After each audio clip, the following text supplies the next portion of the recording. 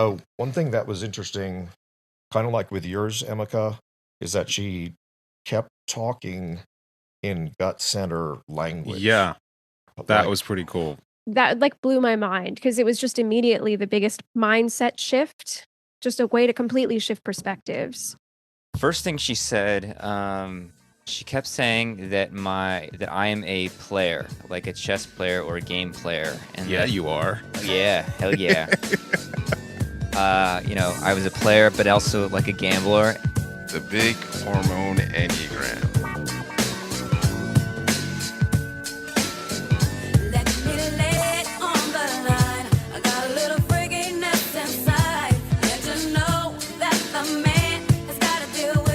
I'm John Lekovich, 405, sexual self-pres, 458 Trifix. I'm David Gray, self-pres sexual, 9 with 1 wing, 974 Trifix. What up? It's Emeka. I'm an 8-wing-7, sexual self-pres with 854 fixes.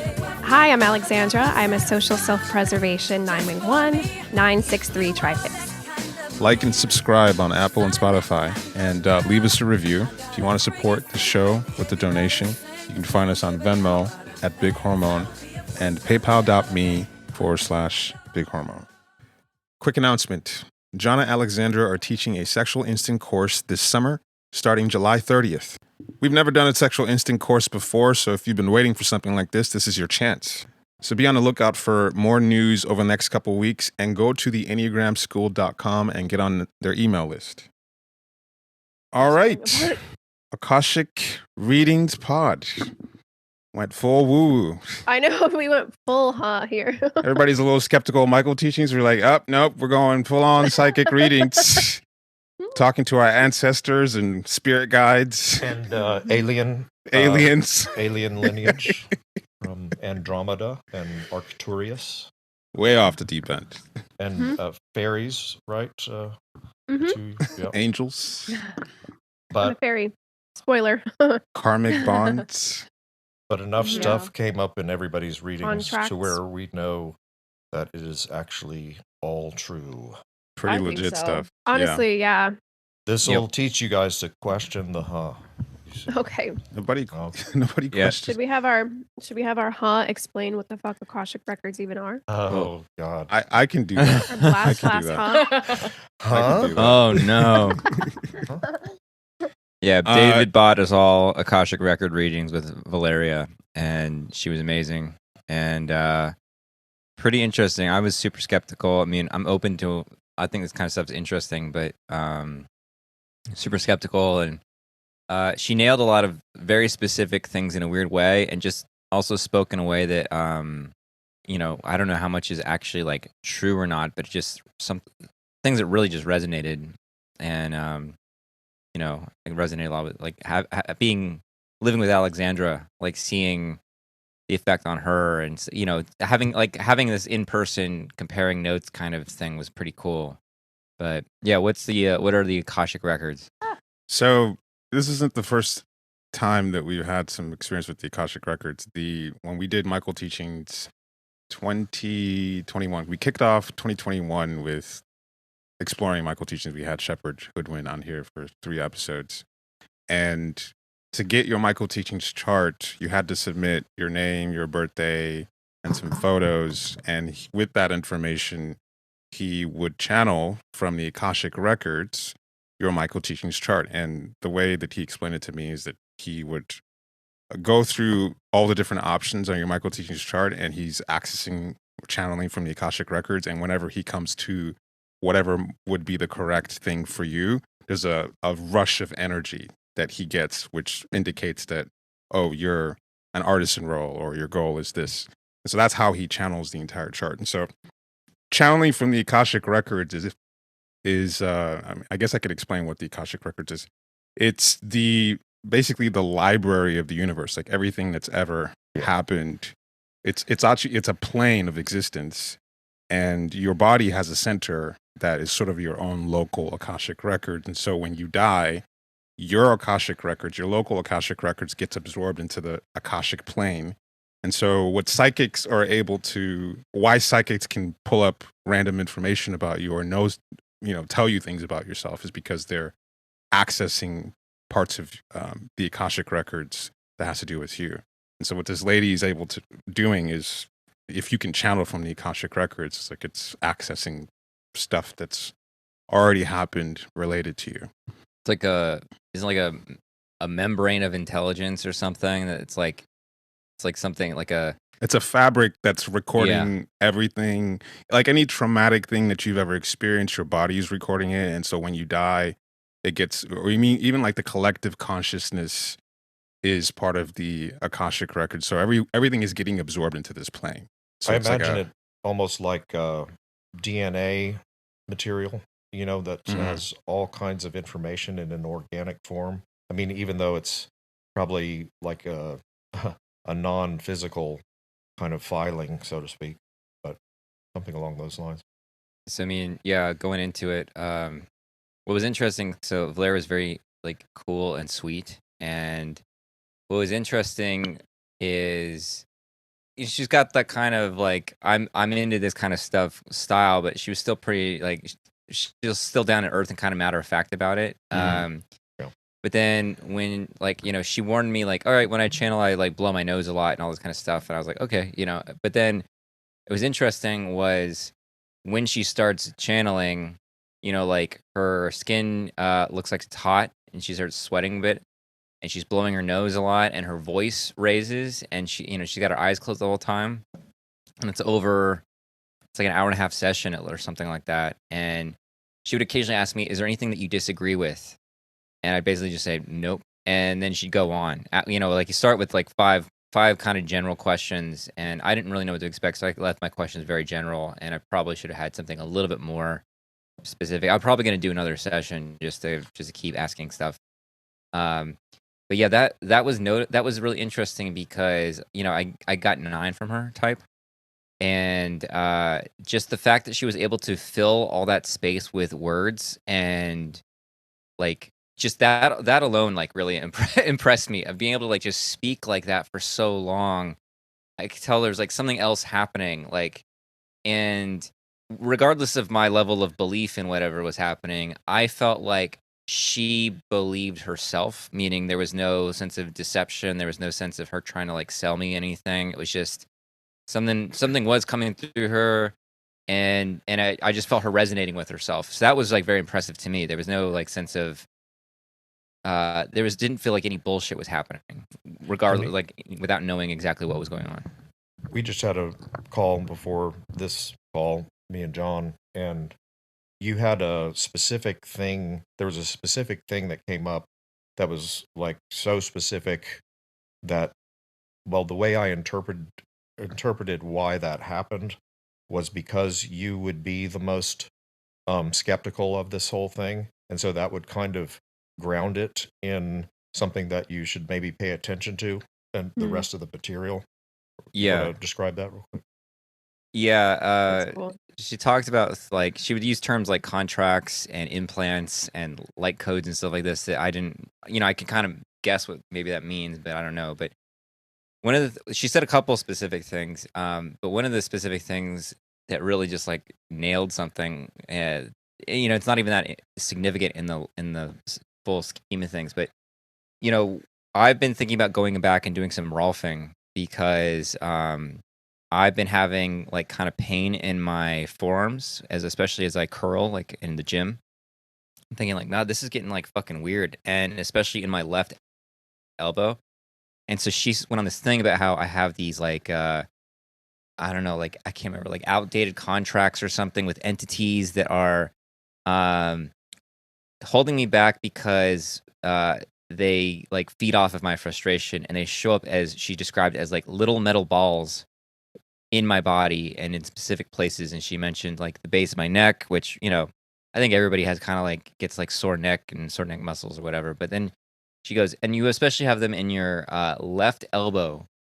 And like that was so fucking weird because that's where I have a lot of this stuff, and I'm right-handed, so it wasn't like, oh, it's just my writing and drawing and whatever too much. Like something about that was like so weird. Like, and there were other things, but like that was the most like of all the parts of my body, like you could be like all that kind of shit. I don't know, that was just so specific. It was weird.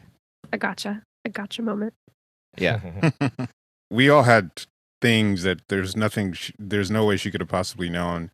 You know, Ikram, I don't know if you want to share about how she basically named your grandmother to a specific date or age based on when Yeah. she died.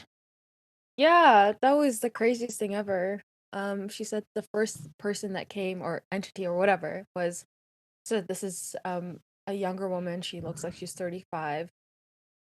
She has glowing skin and she has beautiful adornments on her, like jewelry. And she wants you to know that she's your grandma. She started talking. Everything she was saying was exactly everything to do with my grandma, what she would say to me and our entire family culture. But the specific thing about the adornments, my grandma would wear these like almost like rainbow colored beads. And she would get them imported from Yemen. And the beautiful skin even. Both of those are two descriptors that everyone would use for my grandma when they would talk about her. Yeah, she's like the most beautiful golden skin, and she would have these rainbow beads. So cool. It was so, yeah, it was crazy. I was so shaken by my reading that I even played part of the recording to my mom. My mom does not believe in any of this stuff at all. Like, she's like a Muslim woman, does not believe, and she started crying. She's like, "How the hell does she know about my mom?" You know? Wow. Wow. It's crazy.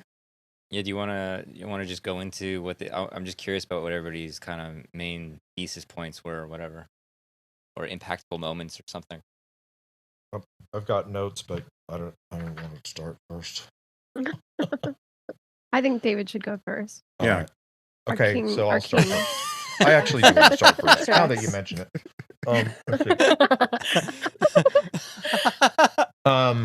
Okay, so like there's one of the things that she tells you when you do these readings is to keep listening back to the recording, numerous times or whatever.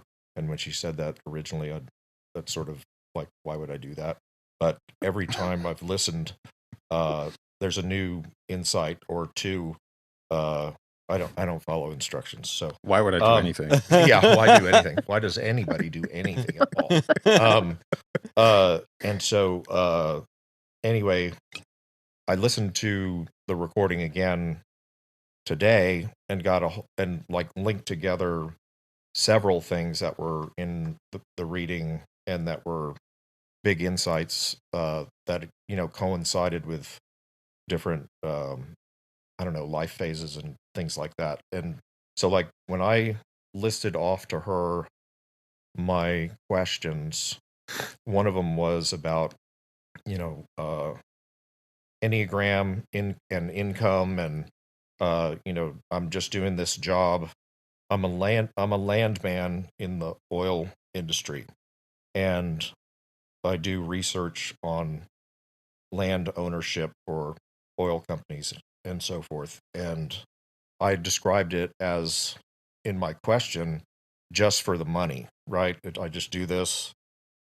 I'm not getting anything out of it. And she said, no, that's actually absolutely not true. What's happening is you're connecting into the earth in these places that you're researching or traveling to, and you're deeply, automatically, at a total non-thinking level, connecting to the earth and the wisdom or whatever that's in the earth and so forth, and it's giving you new insights, and you're going deeper and deeper layers into what's whatever the earth holds as a wisdom source or something like that. And what's interesting about that is that when I started doing this work in around, I think it was the year 2012, just after that is when or right around that time is when I started like connecting the instincts with the four elements, the bhava chakra with the stackings, the sin flow, contra flow thing. Like it all started from that time. And the other thing that she said, they were showing her sort of like a Russian doll where there's a doll within a doll and there's layers. And what was interesting to me about that is that like I'm always saying on one level there's this. Yeah. You know, that's my thing. People roast me on that one, but it was that's exactly just how I conceptualize it, and conceptualize some of this stuff, and coming into these insights is going down into layers like that. And so anyway, that was interesting. What else? That is cool. Yeah.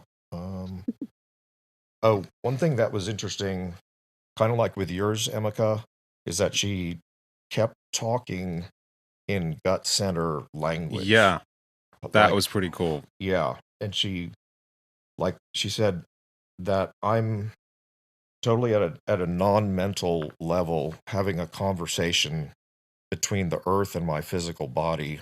Yeah. Wow, that's And cool. every time I step onto a new soil, there's a conversation happening between me and the earth, and there are new keys that are being activated. And that was one of the other things I've told you guys. But she said that what they were showing her with this keys idea, just to convey the idea, is a giant key ring that I had that had many, many, many keys on it. And she said that what I'm doing with the Enneagram is that I've come to unlock, unlock, unlock. She kept saying unlock, unlock, unlock new insights in the Enneagram. So that was pretty wild. Man, that's so cool. I love the grounding thing or whatever, however you said Yeah. that. Yeah. Thing about like having a new conversation on new soil sounds like a self-pressed sexual 9, you know? Mhm. Exactly. Yeah. No, it has that whole thing, and it's Love making with the dirt. yeah. Yeah. And also Loves it's the dirt. like SPSX in the sense that it's, well, just that when you go out of the sunlight, at the same time there's going to be different fires down there where there's going to be illumination on a new insight or concept, or something like that. That was pretty cool. She said about all this Enneagram stuff that she did the thing where she describes which color rays are coming through. Yeah, which And- are your rays? Yeah, mine was violet and blue, and then Violet. but the other one was like a pearl, like a mother pearl kind of color. And she said that the insights or understanding that come from the pearl ray are mostly things that we don't know about thus far on Earth, kind of thing. Like Oh, cool. new things are coming in, and it's like the information, understanding. These are from my notes. Resonating at the pearl frequency is still not very known to humankind. Hasn't been revealed much yet. Yeah, Wow, so that's that very was hot. cool. Yeah. It's very just like, okay, we got to just believe whatever whack shit David says from now on. Well, I mean, It feels correct. It's the pearl. It's the pearl realm. Well, I Ray. mean, The pearl. the thing of finding those things in the Bhava chakra, the instincts and the stackings, that's like finding something in a, what is it, 3,000, 4,000, 5,000 year old symbol. That seems like that kind of thing. And I know that nobody else has done that, found those things in that symbol. And that symbol is, it's kind of like the Enneagram in some sense, in that it's a sort of full spectrum of human beings and typology and the mind and so on, and the spiritual whatever condition. Let's see. It feels like pure 9 archetypal knowledge that you're like channeled. Right. It's not only that you realize that the Bhava chakra and the Enneagram went together, it's like you keep on looking at it and looking at it and looking at it, and new things come up all the time. Kaleidoscope. Yeah. Yeah. New stuff comes.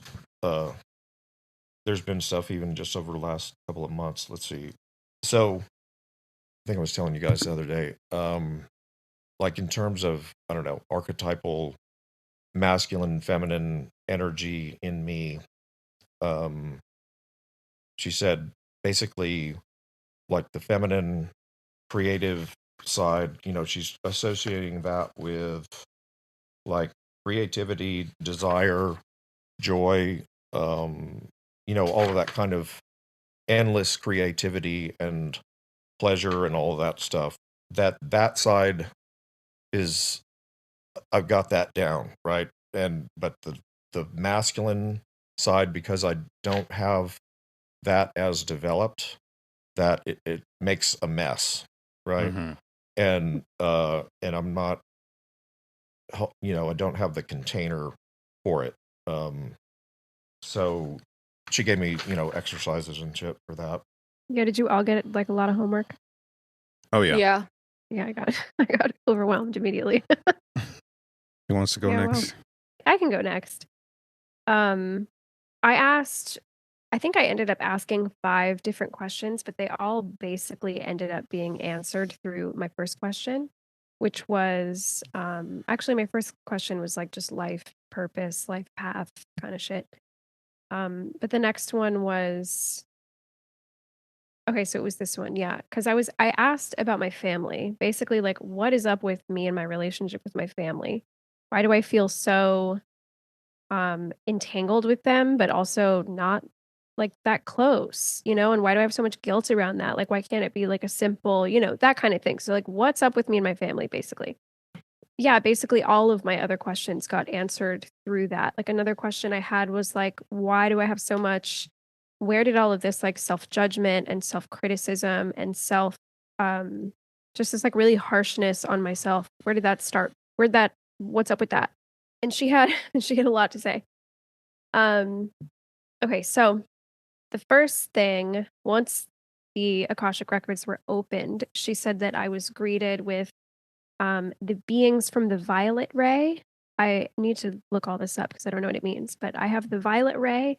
I have the ray of transmutation was really present, and the ray of transcendence. And throughout my reading, she kept saying that I am a transmuter. Transmutation is like a very natural kind of thing I can do. And then this is it was like my favorite part. She said just a bunch of fairies were around. Just immediately, they just like came in and were just kind of she said they were like putting flower crowns on my head and all this kind of stuff. They were just like excited to see me, I guess. That reminded me of your fairy tea. Oh yeah. Or butterfly Oh tea. my God. And I was like, she was so excited about the butterfly tea. I I was like, excited. perfect. Yeah, when David and I were talking, I mentioned this fairy thing or something, and David initially was like, it seemed like not to like resonate with Connect. David's impression or something, and I was like, you see Alexandra like off duty, it's like you're Oh, yeah, super. no, I You're like basically a live in a flower. Yeah. yeah, you're a fairy from the jungles of El Yuque. Yeah. Which is a Puerto Rican mountain. Yeah, so it was very cool. She said that I'm like reading all my notes here, so it might be a little choppy. But she said that fairies have always been with me, these like guardians of the earth, and they recognize me as one of their own, like as if I'm an avatar of their energy, which I thought was kind of cool, which is supposed to be like very powerful and very wise. And some fairies are really playful, some are not playful at all. That's like how she said it. But that the fairies that I guess I was like friends with or something are very playful. She said when I was a child, I was really comfortable engaging with the realms that they come from, the different kinds of. She said something about like white unicorns, also. Who knows?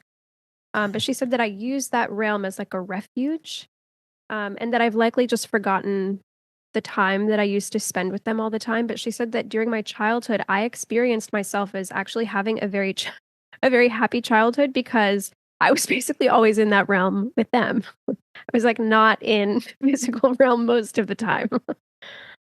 um, That tracks. that does track, yeah. Let's see. And then this is like it's my reading was really interesting because it's just like such heavy like liberation from attachment themes. Like so heavy. A ton of individuation work is needed and all of this kind of stuff. Okay, so she says that the more I grew up, the more I felt a need to fit in with my family and like the human realm and society, which means that I intentionally disconnected from these like realms that I came from, to the point where I basically forgot that that's where I come from. She mentioned that I'm the only one in my family that was incarnated from that realm. Everybody else comes from somewhere else. But that I had like a great aunt. She called it a una tía abuela, a great aunt. So like the sister of one of my grandparents says is also similar to me. But I never met her. So who knows? But in my immediate family, it's just me. And that is like step one of why that's like step one of the disconnect that I feel with my family. Like, we don't come from the same places. We don't understand the same things. We're not attuned to the same things. Yeah, basically, a lot of my story is just trying to belong to my family and to society and to like school and among human beings and in the physical realm when I really don't like it here very much. Um, and that I'm here like looking for love and looking for approval and for acceptance and all of this stuff that is just very typical, like social nine attachment stuff. Um, she also said something about how this is like the most important part with my family is that so most people with their families, they have actually been with their families for many, many, many, many, many cycles. She said, I thought it was going to be like, I don't know, tens or hundreds or something like that. She said thousands upon thousands is like the norm. Even if in every reincarnation, the roles of the family dynamic shift, you're still typically with the same family for the whole time. You're traveling with the same group of people. Fuck. Yeah. So I took that and was like, okay, so this is like some long-standing shit that I have with my family or something. She said the difference is that I have only been with my family for a really short time. At some point, I like switched over, chose my family, and she said she's only seeing 3 or 4 cycles that I'm with my family. So not only is it like a different realm situation, but also we're very new to each other, actually. She said that was real, like super rare that she's never seen that before, right? Yeah, she says she doesn't see that very often. Wasn't part of it that like in the previous whatever cycle it was not the previous whatever Before my family. Yeah, that you had like a good holding environment and you wanted to experience the disconnect to grow or something. Yeah. And that's like the main thing because then I asked like, okay, what the fuck is this? She like set up the bad scene first. That basically I'm new to my family. We have really different ways of seeing, or we have really different ways of being. And then on top of that, they actually just cannot see me. They don't see me. They love me in a genuine way, but they like don't see me at all. And they don't know how to recognize me. They don't know how to give me the tools that I needed to like thrive in an environment. Basically, she kind of just set the scene that I'm just in a hostile environment. And she used the word hostile, which I thought was interesting. I mean, it's accurate. Yeah, it's pretty strong. All that's accurate. Like maybe the past life cycle, whatever, but like the characterization is dead on. She says, okay, so why are you with your family now? And she said that it was because in every reincarnation, you choose what you're going to do. Before choosing that family, before like signing up with these people, I apparently had a lot of experience in different realms and with the family that I had before being extremely well attuned to, like being really well held, well seen, well recognized. I had all the tools that I could like thrive. I had a lot of friendship and family and like everything was just like really close. There was just a lot of abundance in the lives that I had before. And basically she said that my soul wanted a challenge. It wanted a challenge and I wanted to experience myself. She said the way she put it was holding my own frequency. I wanted to experience myself holding my own frequency, holding my own self-acknowledgement, despite being in a hostile environment where nobody can see me or understand me or attune to me. Which is like, that like blew my mind because it was just immediately the biggest mindset shift, just a way to completely shift perspectives. She really made a point of saying that like your family does love you and you love your family too, but you're carrying a ton of heavy emotions because you're so used to belonging and so used to wanting love and wanting companionship and wanting company and friendship and all that kind of shit. And now you're in this incarnation where you basically feel none of that. That was basically it. That I'm like wanting a challenge. She said something about me having a really, like, kind of a warrior spirit and a really determined one, and that for some I'm, like, really determined to ascend. And so this was, like, my way of trying to do that, is just like, okay, I'm used to being, that's what I was saying. I'm used to being really well attuned to. I'm too comfortable with that. Now I need to figure out if I can, like, hold myself on my own without any extra help from people, from family, from friendships, from environments, anything like that. So, like narcissistic social 9 with a 3-fix Yeah. that's what you're doing this time. That's what it is. Yeah. Yep, it's just about me. Yeah. Yeah, she mentioned that because I'm so used to and really cherish belonging and connectedness, what I tried to do with my family and just here in general was I basically had to, like, break all of my own expansion in order to try to fit into this environment and to fit in with my family, to try to shrink myself to be seen and to be recognized and to do all of this stuff. And then apparently in the last few lifetimes, I signed a loyalty contract to my family in hopes that I would be seen and acknowledged and, like, all of this kind of stuff. She mentioned that the insecurity and the self-judgment and the self-criticism and the frustration that I have towards myself comes from the fact that she said the color of my soul is getting stronger and stronger, but I'm still held back because I have these loyalty contracts to my family. And so, like, a big task in this lifetime is that I need to break those contracts. I need to get out of that kind of stuff, accept my family for, what they are, so that I can just expand. That I also have to release resentments towards my family because I can be really judgmental of them. She says that I have a way of that I can judge my family for being like muggles. Do you guys know what muggles are? Bread people. Yeah, it's a Harry Potter term for the non-magical people. And that I need to release myself of that because the way that they can grow actually is by watching me just be in my, like, fullness, basically. And they actually are the non-magical people, and you are the magic child. Yeah, I mean that's kind of what she said. She didn't say it like that, but she made a real strong point of saying, like, they are trying their best with you. They just don't have the ability, and, like, to expect that from them is not realistic. Like, that's not why you chose them. That's not why you chose this iteration. Don't try to push them into something they can't do. Just focus on your task. Has there been anybody that you've known from other lifetimes that may be on your journey with you? Okay. Yeah, you forgot the most important part. So, Out with it. Let me see. Did I cover everything? Yeah, I guess I basically did. So yeah, John. Then enter John. She talked about John in direct contrast to my family. Like, she really wanted to paint a picture of complete scarcity with my family to then talk about John. Where she affirmed really fast that John and I have known each other for many, many, many lifetimes. We've had a ton of experiences together. We've had a ton of lifetimes together, and that was part of that's part of why John and I connected so quickly and so deeply. It's because it was an instant recognition of, like, oh shit, we've done this together before. And, like, you guys know the story. When we met, it kind of was that feeling of, like, oh shit, I know you somehow. We were talking about it today, like, when we saw each other, like, the first time literally seeing each other was like I saw you through the Airbnb window.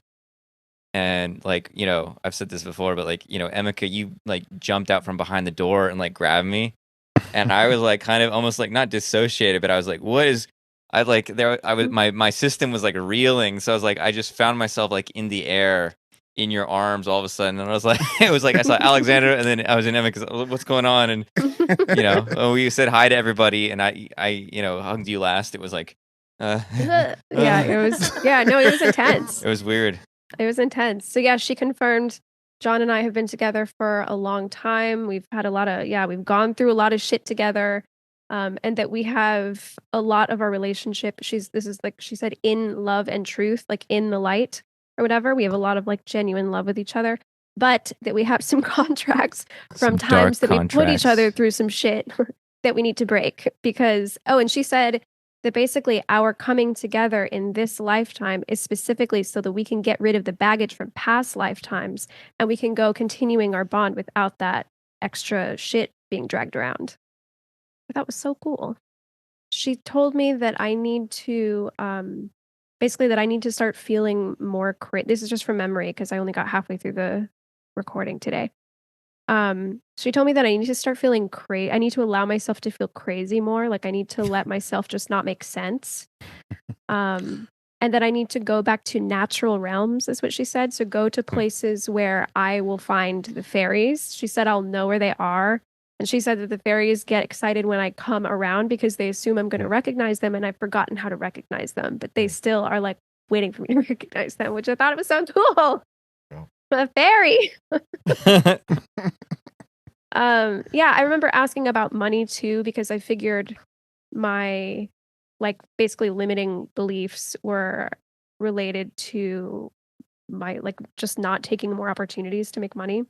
And she confirmed that pretty fast. She's like, we basically don't even need to talk about this. Just as soon as you expand, she told me that I have the ability to create realities from anywhere that I am. And so she was kind of like, just don't worry about that. Just release the heavy emotions, break these loyalty contracts you have with your family, and go forth and prosper. Cool. Yeah, it was great. It's amazing. Yeah, and of course, as soon as she talked about the thing with my family, I was crying immediately. It just finally, it was something finally makes sense, you know? And yeah, for it to even the affirmation of just you guys do love each other. It's just you're different people. Yeah, it was just nice. So Yeah, I mean, being around Alexandra's family, it is this little freak amongst her family. You know, she's just really different, and they just don't have the eyes to appreciate it. I mean, that to me seems like I don't know how I'd define necessarily with the Ikram, but John, you and Emeka, it seems like how did that family produce this person kind of thing? Yeah. Totally. Oh, I asked about astrology too. I asked about Enneagram and astrology. She didn't say anything about the Enneagram, but she mentioned that astrology comes very natural to me. She kept doing this. She's like, it's right in your fingertips. It doesn't really even have to make sense to you for you to be good at it or something like that. So she was like, good, great. Keep doing that, I guess. All right. La próxima. Who's next? John can go next. All right, John will go next. Yeah, all right. So I had some questions, and it was almost like the questions didn't really they all kind of blended into each other, I guess, in a similar way. First thing she said, she kept saying that I am a player, like a chess player or a game player, and yeah, you are. Yeah, hell yeah. And that immediately made sense to me. She was like, yeah, you're a player, and your whole thing is play, but it's also your consciousness unfolds like a deck of cards and focuses in an object and can see that object from multiple mirrors and lenses and different things. She also compared my consciousness to a house of mirrors that puts something in the middle and sees it from all these different places. And she said I have all these archetypes that I unfold, and that it's both aspects of myself but also other entities and whatever use me in that way. It's like a mutually beneficial relationship or whatever. Yeah, spiritual entities with benefits or something. And don't tell Alexandra. Yeah. I know. Yeah, I'll make you sign another bad contract. Yeah, there'd be a lot of dark contracts. Yeah, she said she just kind of elaborated on that image over and over again. She said it was smart, and she said that that's that's how it worked in my mind, and that's kind of what I was here to do. She said, I'm a reader of the impossible. She kept saying that. She said I was very expansive, play and expansion. She said that maybe about in the last couple of years, there's been a lack of play in myself, which tracks with the depression I've been going through. and I've lost some of my spark for the play, and I need to get back to that. I need to play more. She said that she said I have a really interesting posse of beings around me. Posse of being. Yeah, like a crew. What did she say? Every player does. Every player does. Oh yeah, I'm a son of Egypt, and that she said you are a real son of Egypt or something like that, and she said that you have long lines of light codes in my DNA from Egypt, like Wow. going to every part of my DNA or Holy something. shit. Wow. She said something about I'm the captain or the commander, almost like the commander of a ship. And I don't know if that was in reference to Egypt or what, but she said you're a captain and commander or something like this. Before we even got into the session, she said she kind of laid out some of her stuff, and she said some things she sometimes references or experiences that come through as voices or channels is our past lives have not all been on Earth, that they've been in other star systems. And she said she has an ability to see within a certain local group of star systems, and like it's like her vision. So she said something like there's a star in Orion. She said she can't pronounce it, but that's like my bunch of family there, and there's some master from the Orion or whatever gives me, guidance or whatever, and I'm like, okay, whatever this means, but Orion has always been a really special Did it have constellation. a lion head? Because that one came up for me as well. Oh, she didn't mention anything with a lion head. Okay. But Orion and Osiris and Orion's Osiris. I think it was Osiris. came up for you. Yeah. Oh wow. Osiris came up for me, and he had a big lion head. She said that was one of my spirit guides. Oh, that's very interesting. Yeah.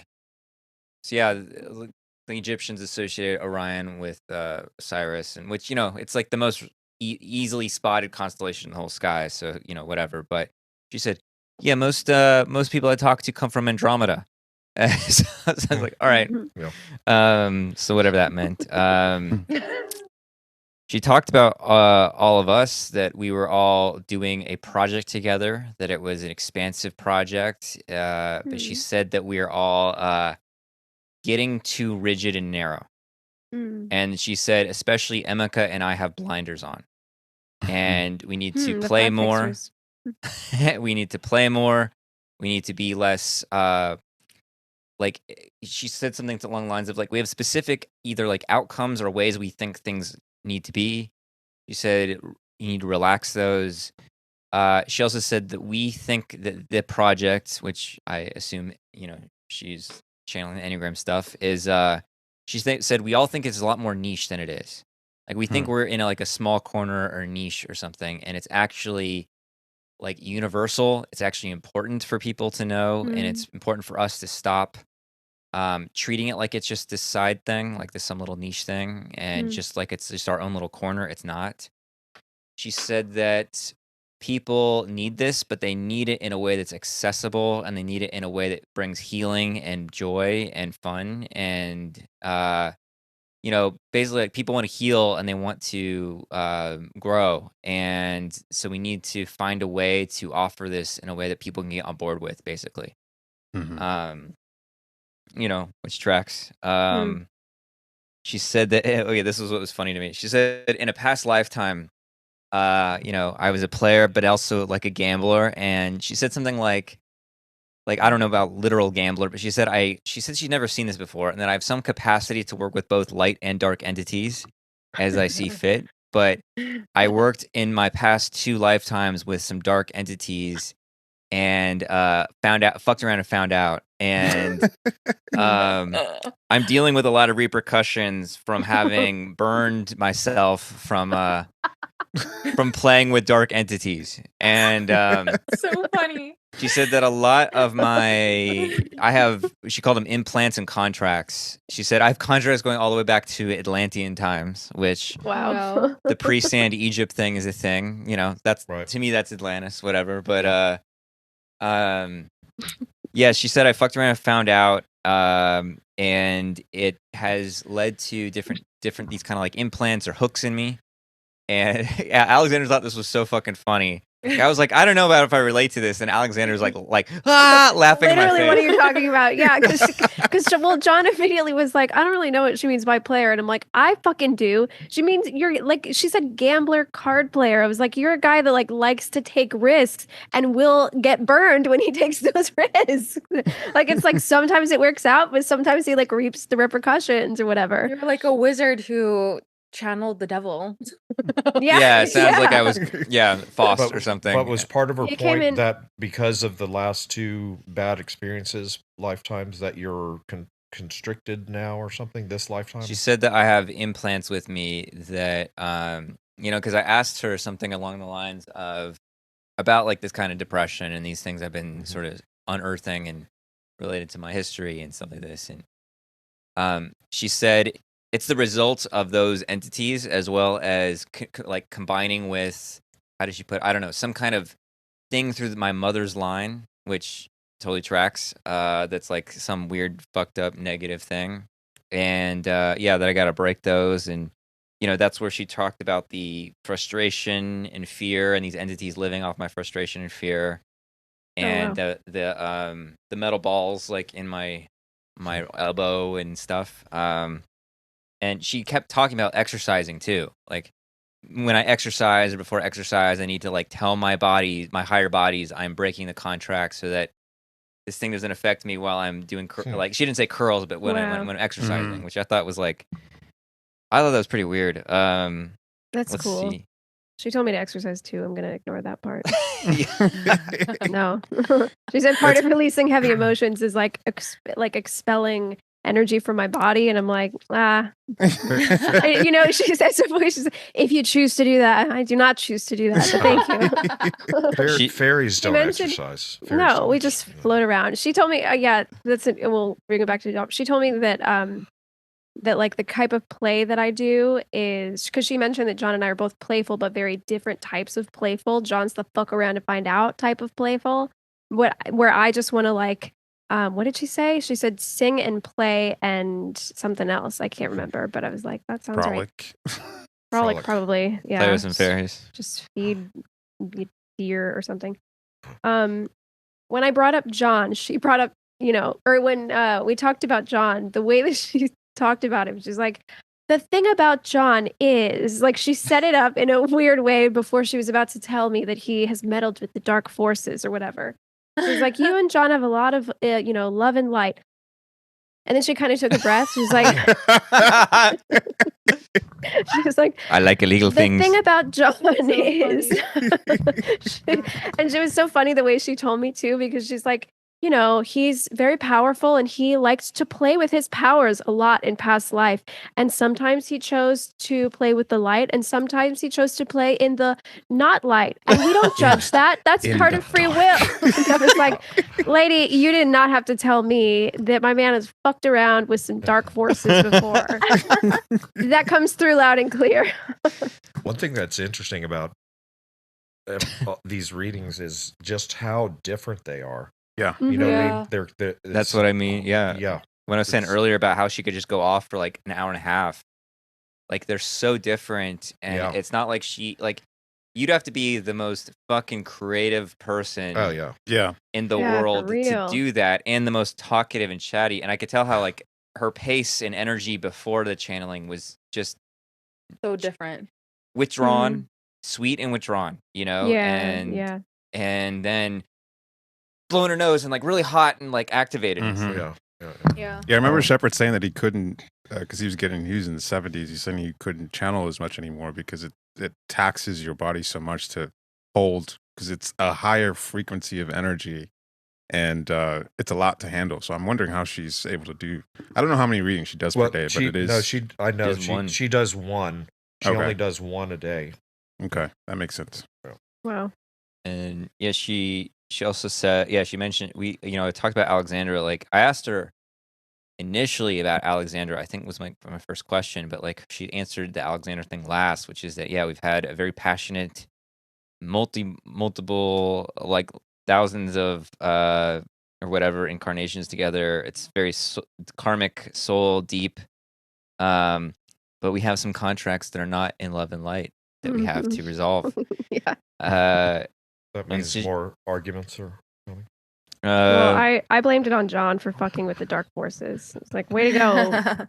Now we have negative contracts we have to cancel.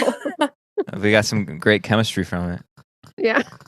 And I wonder if you're a 4 in every past life. That's one thing I want to ask her if I ever do another session. yeah, that'd be Do we- interesting. Oh, do we that's change cool. our Enneagram types. I do feel very 4 to my light codes, or or whatever, all the way down there. DNA like codes, yeah. But yeah, being a fairy feels like I was always a 9.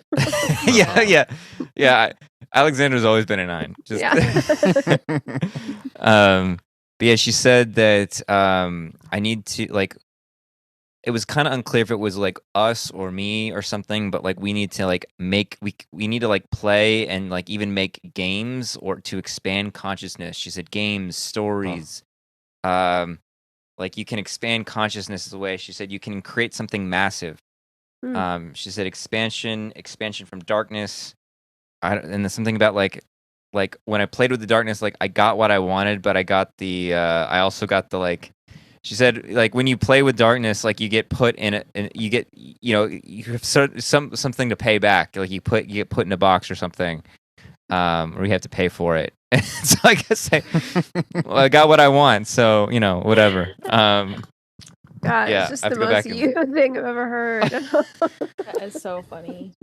It's like, yeah, of course you fucked around. So yeah, I want to ask a lot more like specific questions. Like I kept mine pretty general because I didn't kind of know what to expect, and I wanted to get like I was like, what's going on with the guides? Like, what do they say? Or like, what's the general read? But I want to ask more stuff about like my relationship to the Enneagram and just past life stuff. And Alexandra and I thought about I wonder if she does couple Akashic readings records or something. That might be interesting. Yeah, don't know. Yeah, either way. I want to find out how we But I- pissed each other off. I would definitely go do another session or two with her again. Like she was. I really want to as well. She was. Yeah. It was really. I mean, it was something. There was something to it. Like Mhm. I'm trying to narrow it down. I keep thinking about it. It wasn't as like emotional for me as like with Alexandra, but like especially the thing where like my consciousness like opens up like a bunch of cards and sees things in different levels. That's cool.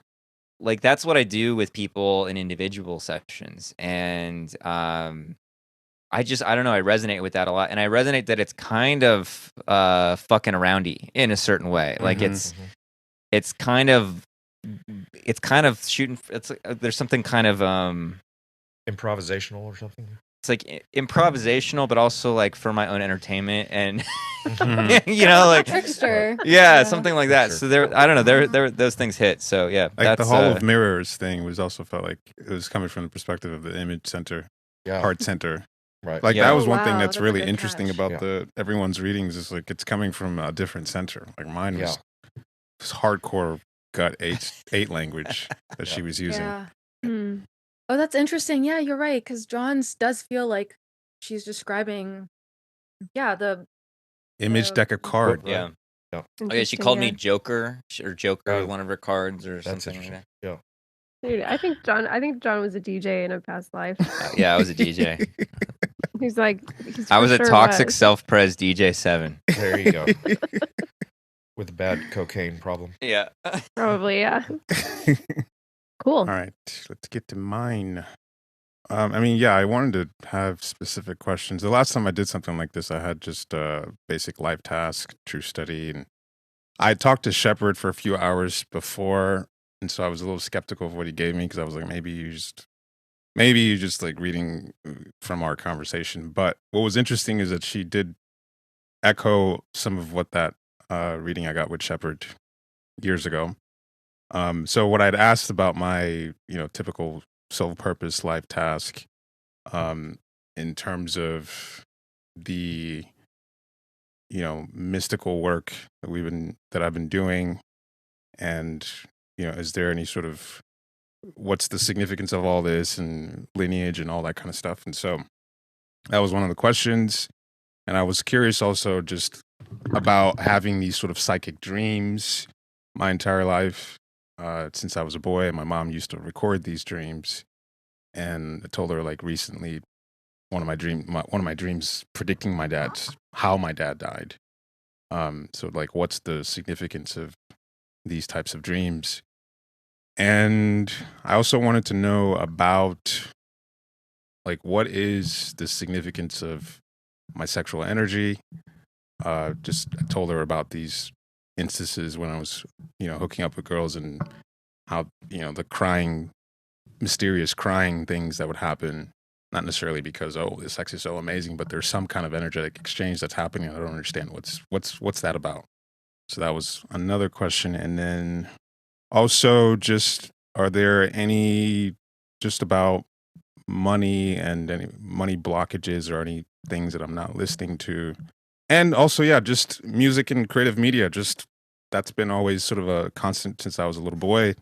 And so, like, I asked her, like, what's the significance of music and creative media in all this stuff? And so she just started, and she said that I had a couple, a man and a woman, with the tall, colorful structure on top of their head that had many different colors, that there was so much love in their eyes, and they've been my guides across many incarnations, and we've been together across many different incarnations. But in this incarnation, they're on that, I'm the one on Earth, and they've been guiding me and looking at me with so much pride, and they've been like, there was an image of them like caressing my head while I sleep, and that since I was a little boy, that I used to communicate with them freely, and all the time, and the dreams were part of that. But at some point, I moved away from that out of fear of some sort, and the dreams have been the only way that they've been able to relay messages towards me, but that I had like free communication with them when I was a kid. And supposedly I had, like, my mom was a big believer in dreams, and she used to record a lot of stuff that I would come up with when I was a kid. So she said that I have the purple ray and the blue ray were very big for me, that I come from a long lineage of truth seekers and truth investigators, those who investigate truth and provide solutions, like people who are well versed in ancient wisdom. That I had a grandmother on my mother's side who, well, I don't know if she said what side, but I had a grandmother who was known for this. And she said that the white ray has been very significant for me in the last 5 years. That the last 5 years have been a very significant period of inner development. And I was like, that tracks. That's 2019. That was a year before we started the pod, and a year after we started the group. And then she said that she talked about energy for a while, and just the significance of the rays that are strong within my soul, that my essence, that I have a strong frequency of transmutation and healing, that anyone I come in close proximity to is affected by this, and that this is triggering this energy in other people, whether I'm consciously doing it or not. And so that any sort of exchange, and sex is one of the most intimate forms of exchange. So this is sort of a catalyst for healing in other people. And I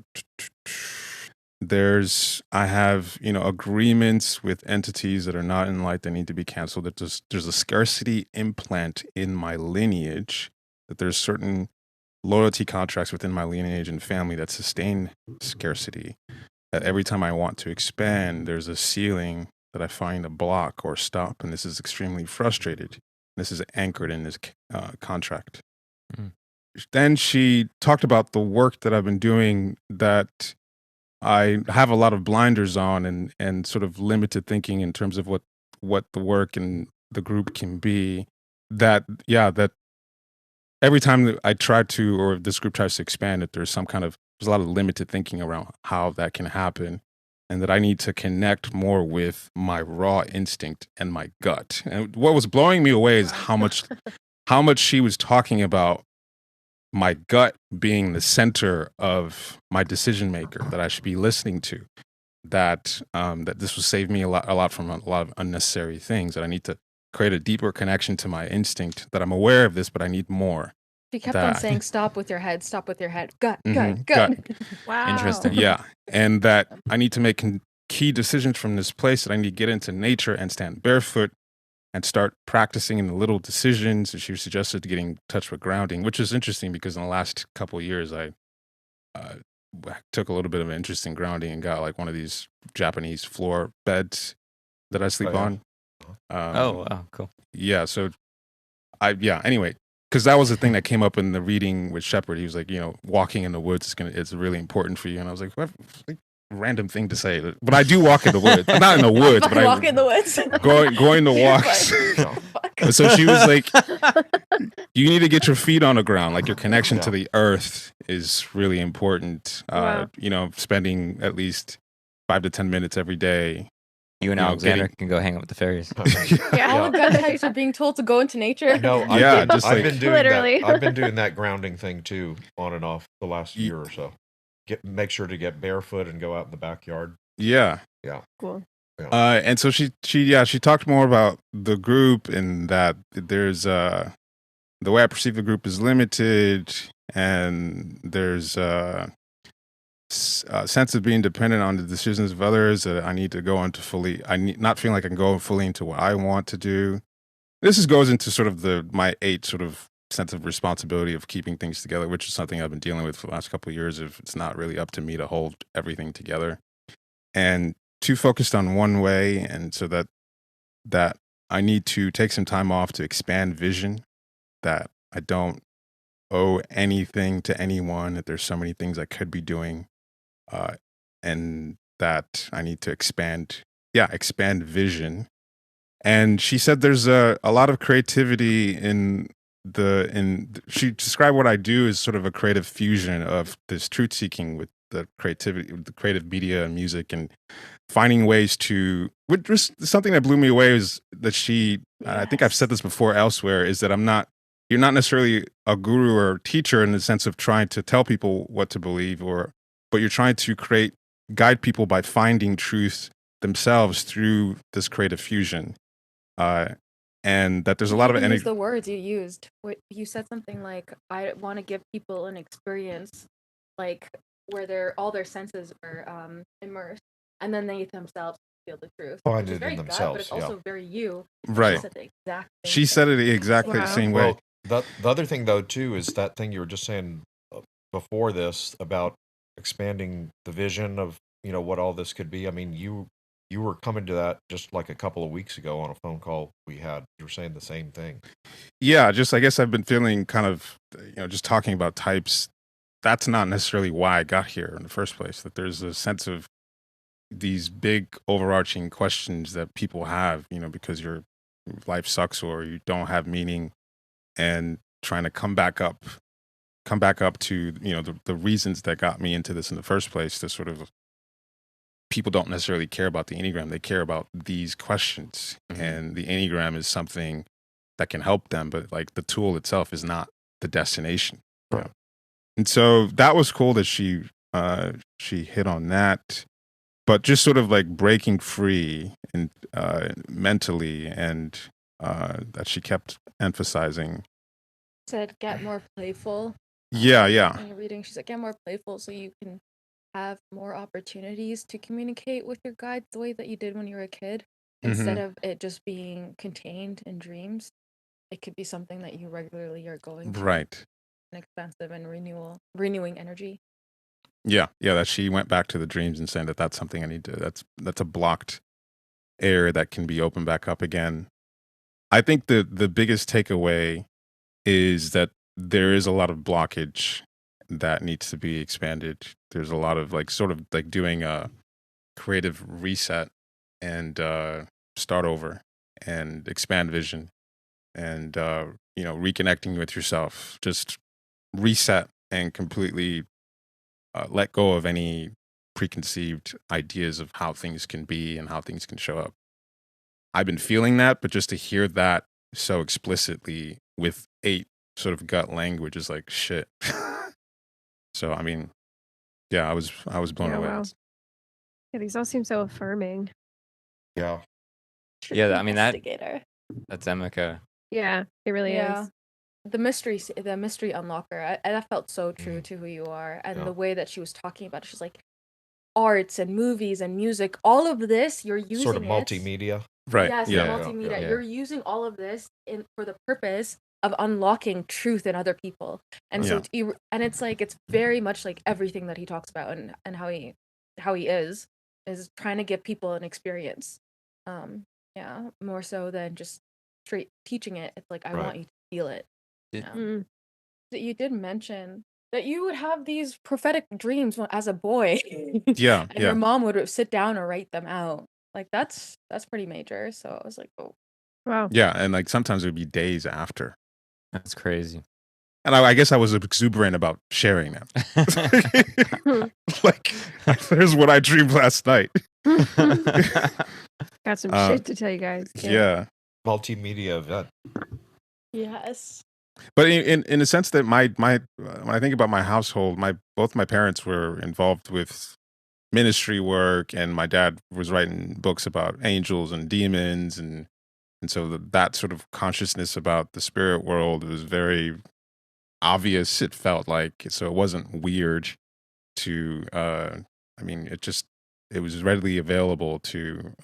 Like, this is totally normal.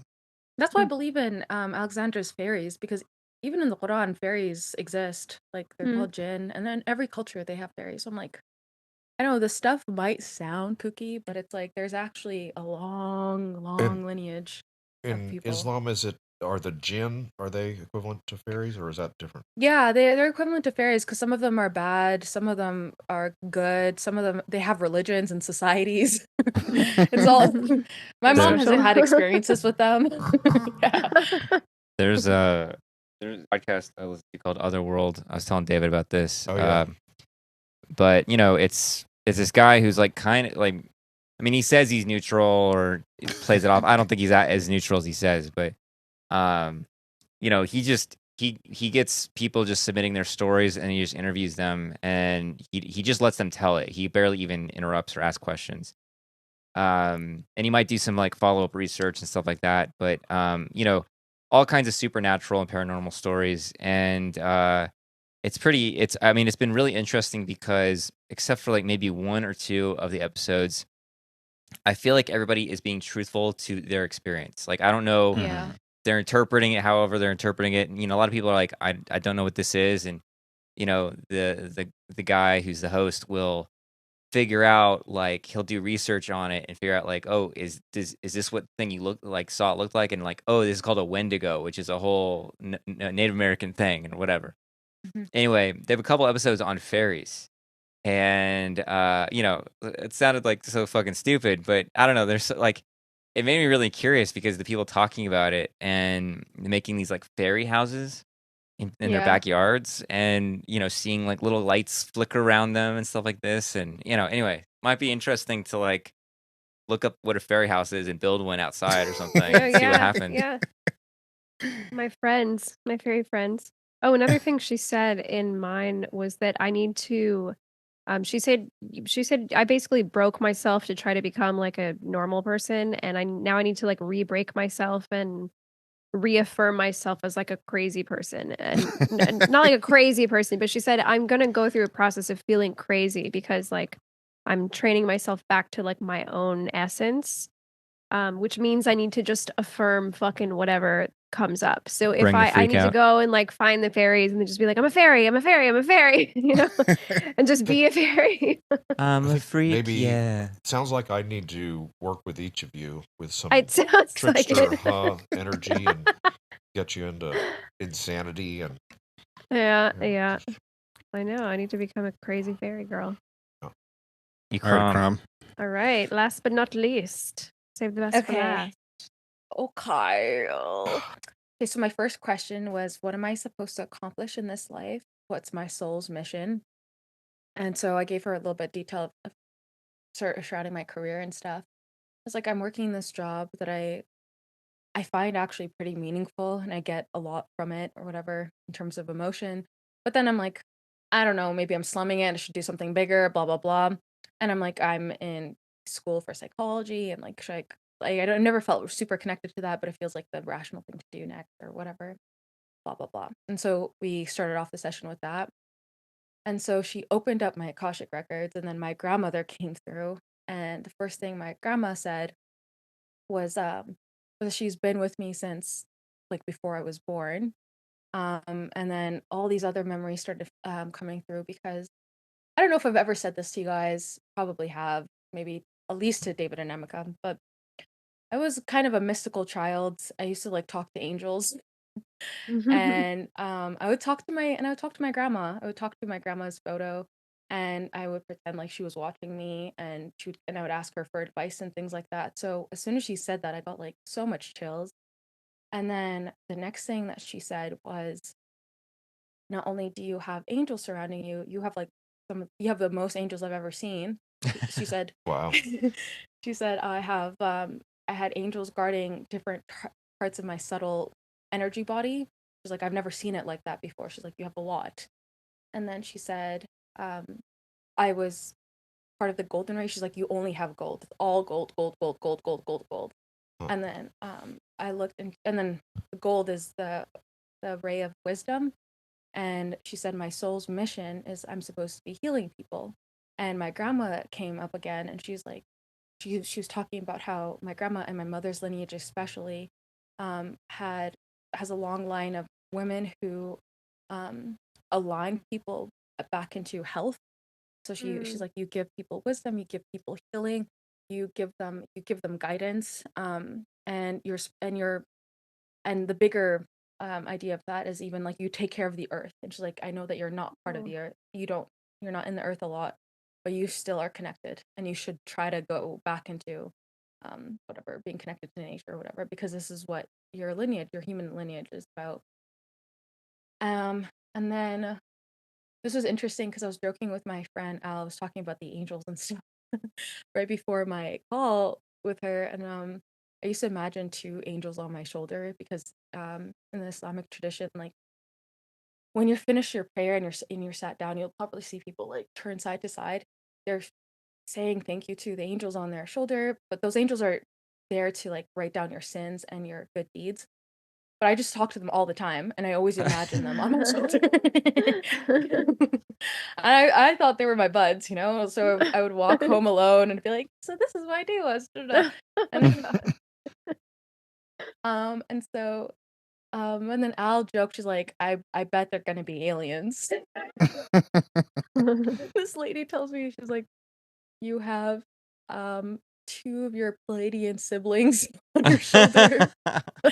And she said the Palladians are the most angelic of the aliens. Wow. Yeah, so it was interesting because I think 2 weeks before I had talked to Lewis about like this woo-woo stuff and religion and all my angst around it.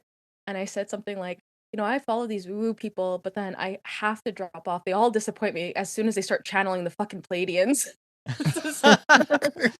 Gotcha, bitch. Of course. Of course, this is what happens to me.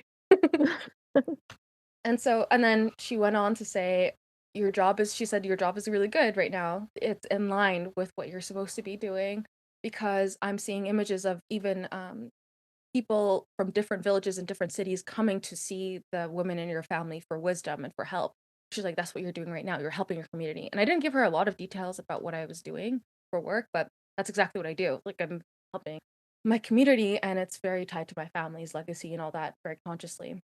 And so that was interesting. But then she said the bigger picture is, and this is when I started to like sweat. I was like, oh no, I did not want to hear this.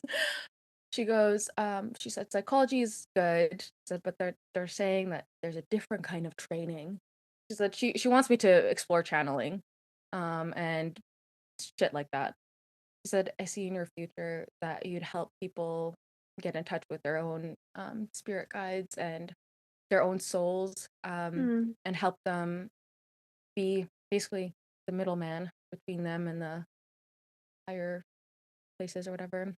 One thing I wanted to say is Ikram's been saying to me, I don't know, for a few months now or whatever, that she feels like something is coming for this group of people, and some kind of new, whatever, road or path or some expansion or something like that, a big transmutation. And I mean, I'm getting the sense that that's a possibility, like from this launching pad of these readings and getting in contact with, you know, life purpose stuff and so on. Anyway, Yeah. So Yeah. part of my point there is proving that Ikram's got some channeling powers. Yeah, and then that goes into, I guess, the middle part of my session, where my grandmother and my guides and the angels started laughing at me. They're like, they were like, you know that this stuff is real, and we know that you know that it's real, but for whatever reason, you keep on telling yourself that you're crazy, or that you're and you're judging yourself. And the one thing that they pinpointed, which I thought was actually pretty astute, is that they're like, pay attention to your speech. She's like, stop saying that the stuff. And I didn't do any of that with her. Obviously, I didn't want to be respectful. But they said that she sees them watching me saying that everything is stupid. Like, this is stupid. This is crazy. This is blah blah blah. And she's like, watch that. She's like, what you're doing is you're shitting on yourself. And what you're she's like, this is what you're supposed to be doing in life. That you're not gonna feel good in life unless you're connected to the divine.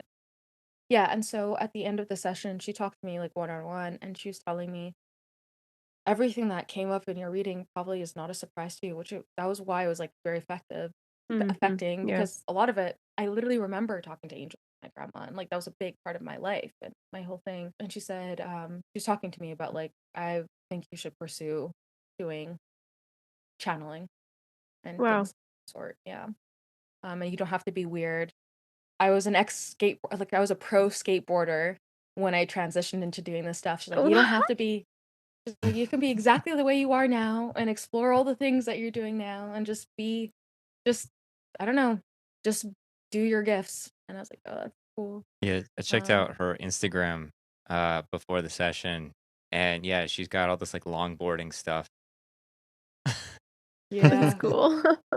Yeah, we should plug her contact info at the end Yeah, of this. for sure. I will, We should, put it in the description or show notes or whatever too. Maybe if she's down to do an That'd be episode. awesome. Maybe she wants to come on at some point. That would be cool. Yeah. I was thinking that. I think that'd be really cool.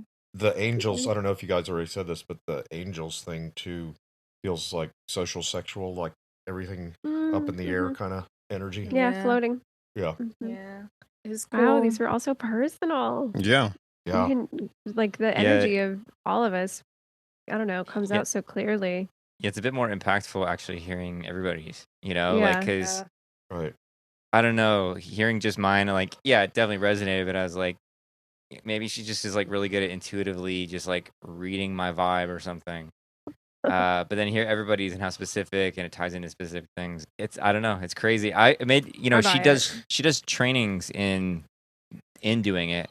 I don't think I would be good at it. Like Ikram would probably be naturally good at it, but I'd still want to do that just to like develop those muscles or whatever. I heard it's not super hard to do it if you're willing to. Yeah, there was this one woman I was looking at in her interview. She said she does it. She's done it for like finance bros, and she's gotten them connected in 90 minutes. She said the level of talent is different, but like you can. She said most people can get connected. Wow, that's cool. Yeah. You just said it's crazy, John, and that's like there's a way that's correct. You know what I mean? Like that, and that's what she's saying to some of us is be crazy. Yeah. Yeah. She like literally, told me to be crazy. Yeah. Honestly, even more hearing all of you guys and how specific it is to like what I recognize as like a core part of, what I know of all of you. So yeah, it feels, I'm in. Yeah, it was uncanny how she was, I don't know this woman at all, but she's saying things that either I'm recently realizing or direct words that I've used to describe like what I would ideally like to, the way I like to explore or experience insight. And I'm like, you're accessing something, like you're accessing, some soul information here, because how else would you get this? Yeah. Well, thank you, David, for setting this up. Oh my God. Yeah. Thank you, David. So much needed. This was amazing. Now we're a whole new hippy dippy podcast. We've always been that. Yeah. No, really. In our heart, we have. Yeah. All right. Y'all. Okay. All Later. right. Bye. Hasta mañana. Adios.